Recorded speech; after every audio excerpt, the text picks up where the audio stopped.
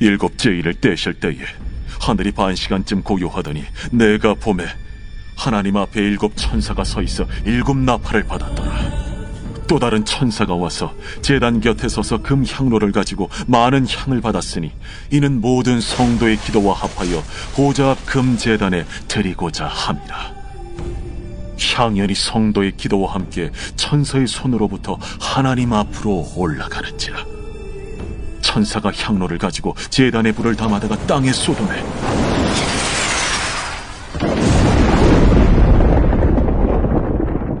우레와 음성과 번개와 지진이 나더라. 일곱 나팔을 가진 일곱 천사가 나팔 불기를 준비하더라. 첫째 천사가 나팔을 보니 피 섞인 우박과 불이 나와서 땅에 쏟아지매 땅의 3분의 1이 타버리고 수목의 3분의 1도 타버리고 각종 푸른 풀도 타버렸더라.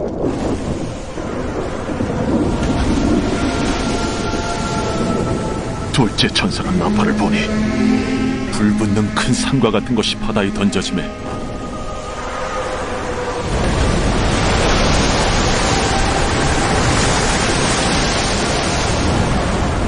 바다의 3분의 1이 피가 되고 바다 가운데 생명 가진 피조물들의 3분의 1이 죽고 배들의 3분의 1이 깨지더라. 셋째 천사가 나팔을 보니 횃불같이 타는 큰 별이 하늘에서 떨어져 강들의 3분의 1과 여러 물샘에 떨어지니 이 별 이름은 쓴 쑥이라. 물의 3분의 1이 쓴 쑥이 되매 그 물이 쓴 물이 되므로 많은 사람이 죽더라. 넷째 천사가 나팔을 보니 해 3분의 1과 달 3분의 1과 별들의 3분의 1이 타격을 받아 그 3분의 1이 어두워지니 낮 3분의 1은 비추임이 없고 밤도 그러하더라. 내가 또 보고 들으니 공중에 날아가는 독소리가 큰 소리로 이르되 땅의 사는 자들에게 화가 있으리니 이는 새 천사들이 불어야 할 나팔 소리가 남아있음이도다.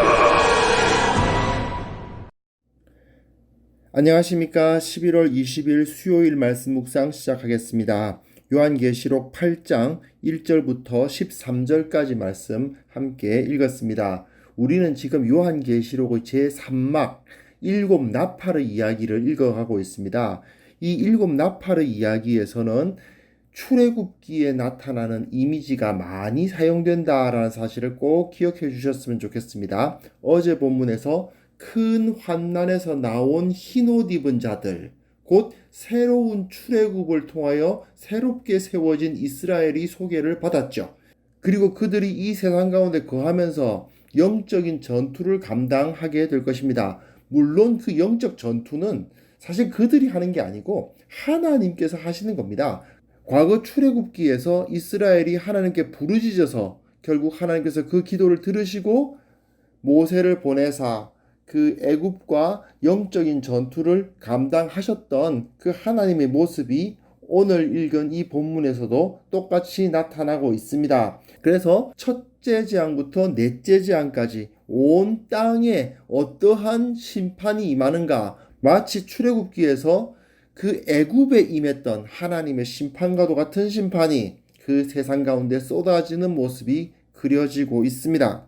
1절부터 5절까지 말씀을 보시면요, 어린 양께서 일곱째 인을 떼시고 잠깐 고요하더니 일곱 나팔을 받은 일곱 천사가 서고, 그리고 거기에 성도의 기도를 의미하는 그 향로가 하나님 앞에 드려지고 또한 그 향로가 땅에 쏟아지는 모습을 볼 수 있습니다. 이거는 이제 영적인 전쟁이 시작됐다 이 말입니다. 일곱째 인은 떼어졌습니다. 이제 하나님께서 세상에 개입하실 때가 되었습니다. 이제 하나님의 두루마리는 펼쳐졌습니다. 그 상황에서 하늘이 반시간쯤 고요해지죠. 무언가 새로운 일이 벌어질 것이라는 긴장감을 가져다 주지 않습니까? 그 상황에서 일곱 천사가 일곱 나팔을 받아서 준비하기 시작합니다. 그리고 또 다른 천사가 제단 곁에 서서 그 향로를 들고 많은 향을 받습니다. 향이 많아요. 이건 무엇입니까? 모든 성도들의 기도, 그 고난당하는 성도들이 부르짖는 기도를 의미합니다. 그 기도가 담겨 있는 향로를 가지고 제단의 불을 담아다가 하나님께 드릴 뿐 아니라 그걸 또한 땅에 쏟습니다. 그러니 우레와 음성과 번개와 지진, 이건 하나님의 임재하심을 나타내는 표시거든요. 하나님께서 이제 일하시기 시작합니다. 하나님의 심판이 임할 것을 짐작하게 하죠. 그래서 여기서 앞서서 6장 10절에 다섯째 인을 떼실 때 순교자들이 등장하잖아요. 그들이 땅에 거하는 자들을 심판하여 우리 피를 갚아주지 아니하시기를 어느 때까지 하시려 하나이까 하고 부르짖고 있었습니다.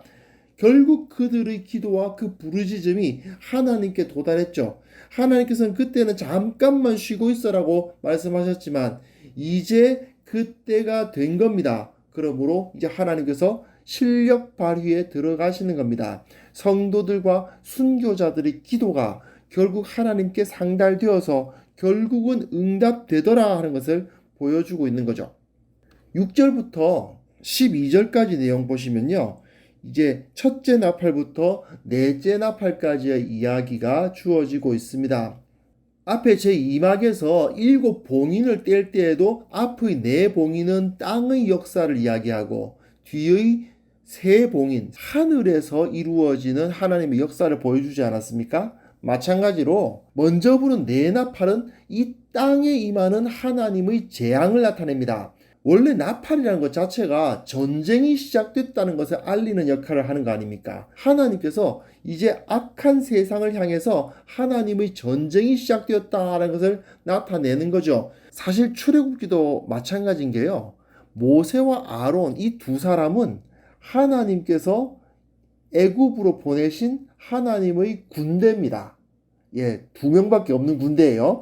단 2명인데 그 군대가 완전히 애굽을 쑥대밭을 만들어버리죠. 바로 그와 같이 하나님께서 애굽에게 대해서 내 백성을 내놓아라 하는 그 전쟁을 시작하셨던 것처럼 이제 그 세상에 대해서 내 백성들을 내놓아라 하는 전쟁을 시작하시는 겁니다. 첫째 나팔은 땅과 수목에 대해서, 둘째 나팔은 바다와 그 안에 속한 동물과 모든 선박들, 그리고 셋째 나팔은 강과 물샘에, 넷째 나팔은 하늘의 해, 달, 별 이 천체에 각각 3분의 1의 재앙을 주죠.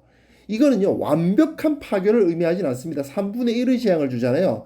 출애굽기에서도 하나님께서 애굽에게 재앙을 내리실 때 한 번에 완전히 끝내버리시지 않으셨죠. 회개할 기회를 주시지 않았습니까? 마찬가지입니다. 출애굽기에서 모세를 통해서 재앙이 임하지만 애굽은 큰 타격은 입었으되 완전히 망하진 않았죠. 이 네 나팔에 임한 재앙 역시 마찬가지입니다. 3분의 1의 타격을 주는 것은 하나님께서 그들에게 회개의 기회를 허락하고 계시다는 뜻입니다. 13절 보시면요. 공중에 날아가는 독수리가 큰 소리로 땅에 사는 자들에게 화가 있으리라 하는 선포를 하고 있어요. 독수리가 땅에 사는 자들에게 세 가지 화를 외칩니다. 이 땅에 사는 자, 6장 10절에서 땅에 거하는 자들을 심판하여 우리 피를 갚아달라고 그 순교자들이 부르짖고 있었잖아요. 독수리는 이 땅에 사는 자들에게 화가 남아있다. 아직 끝나지 않았다. 너희들이 회개하지 않으면, 하나님 앞에 무릎 꿇지 않으면 이 세 가지 화가 계속 임할 것이다 라는 것을 보여주는 거죠.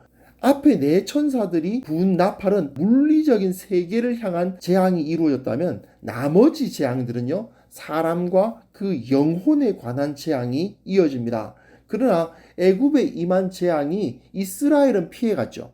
이스라엘이 애굽 가운데 살고 있었지만 하나님의 재앙은 이스라엘은 피해갔습니다. 마찬가지로 그 이마에 하나님의 인을 받은 14만 4천 명, 그리고 큰 환난에서 나와서 흰 옷을 입은 그 하나님의 백성, 그들에게는 하나님의 재앙이 임하지 않는 겁니다. 앞서서 다섯째 인을 떼실 때에 그 순교자들이 부르짖음을 하나님께서 들으셨던 모습을 보면서도 알 수 있는데, 하나님께서는 인간 역사를 인도하심에 있어서 반드시 그 성도들의 기도를 들으시고 응답하십니다. 이것은요 모세를 보내서 자기 백성을 애굽에서 이끌어내실 때에도 마찬가지입니다. 출애굽기 2장 23절에서부터 25절까지 내용 보시면요. 그 부르짖는 소리가 하나님께 상달되었기 때문에 하나님께서 그 언약을 기억하셔서 그들을 구원해 내실 마음을 먹으셨다라고 되어 있는 거죠. 그러므로 우리는 이 하나님을 거역하는 세상 가운데 살면서 이 땅에 하나님의 심판이 곧 임하고 우리가 하나님의 나라, 완성된 하나님의 나라로 들어갈 것을 기다린다는 사실을 잊지 말아야 됩니다. 주님께서 반드시 다시 오실 것입니다. 그것을 통해서 세상의 모든 행악자들이 심판당하고 하나님의 백성들은 모두 모여서 영원한 나라, 그 완벽한 평화와 사랑의 나라로 우리를 인도해 주실 것입니다. 그런데 하나님은 그냥 가만 놔두었다가 갑자기 치시는 건 아니죠. 계속 하나님께서는 경고를 하십니다. 하지만 마치 모세의 말을 들은 바로가 그 마음을 완악하게 하였던 것처럼 회개하지는 않죠. 그러나 우리는 마치 모세가 끝까지 그 바로와 싸웠던 것처럼 우리도 끝까지 영적 전쟁을 감당해야 됩니다. 우리는 부르짖는 자의 역할을 감당해야만 합니다. 우리가 기도하고 수고함으로써 하나님께 부르짖으면 주님께서 우리의 기도를 들으시고 반드시 그 나라를 완성하신다는 사실을 믿어야 되겠습니다.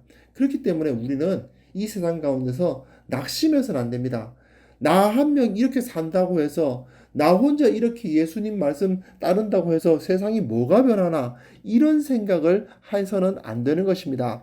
하나님께서 우리에게 맡겨주신 영적 전투가 있고요.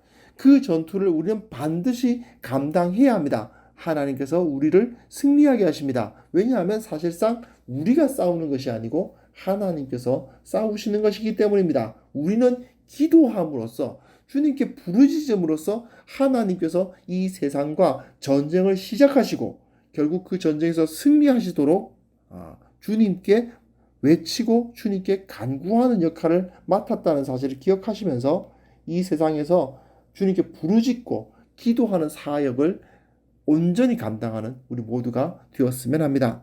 하나님 아버지께서 우리로 하여금 기도를 잊지 않게 하여 주시고 주님의 나라를 위해서 부르짖는 자리를 잊지 않도록 주님 우리를 붙들어 주시고 그 자리로 우리를 이끌어 주옵소서. 이 세상은 계속해서 어두워져 가고 하나님을 인정하지 않는 자들이 늘어가고 있지만 그럼에도 불구하고 우리는 낙심하지 아니하고 언젠가 우리는 승리하리라 그 믿음 가지고 주님 앞에 기도하고 끝까지 순종하기를 원하오니 주님 우리와 함께하여 주시옵소서. 이 세상 가운데 진정한 복과 진정한 평탄함, 진정한 사랑과 평화를 누리며 살아가는 우리 모두가 되게 하여 주옵소서. 예수님의 이름으로 기도합니다. 아멘.